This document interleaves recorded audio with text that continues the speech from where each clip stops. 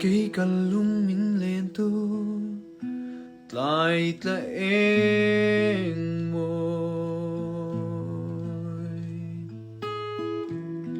ang ngain karum kay valiang ahiang ka au ni tin pan lai ro lai hunte kiran an môi lu liam tu rasiam tu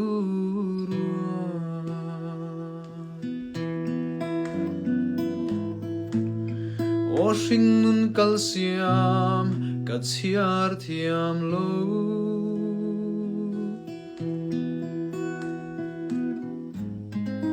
pham khua an lo ila Lunglên kiang kathir bang thelo tlai tla eng môi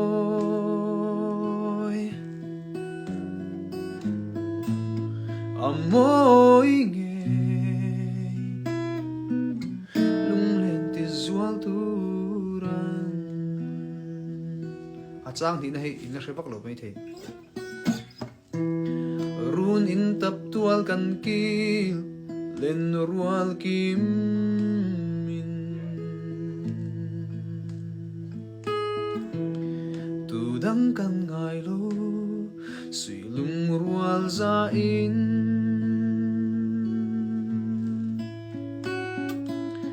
kan ei kan in kan lim kan nui ho trin tu na ero zong thon thu an chang zo ta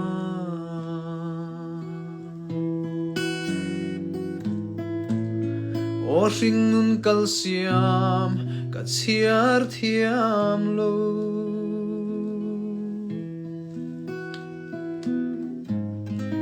pham khua an loi la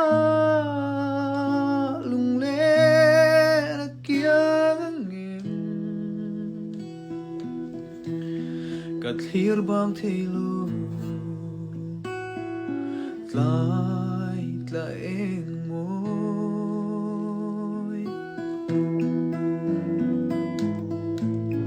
amoy nghe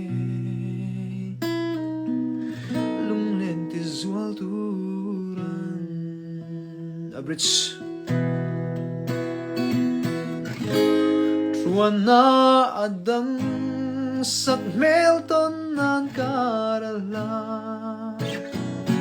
a then kan thla piali thua riat nuaya to khom ni om thế to ne mo pialian her chuak le mai se pan lai nun thiang lim kha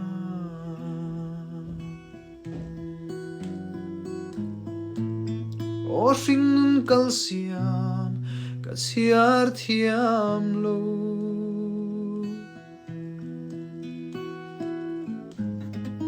pham khua an lo ila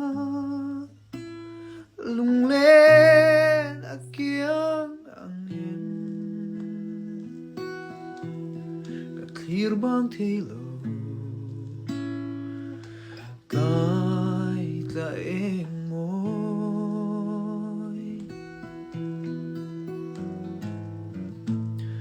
amoy nghe Lunglên tizual tura'n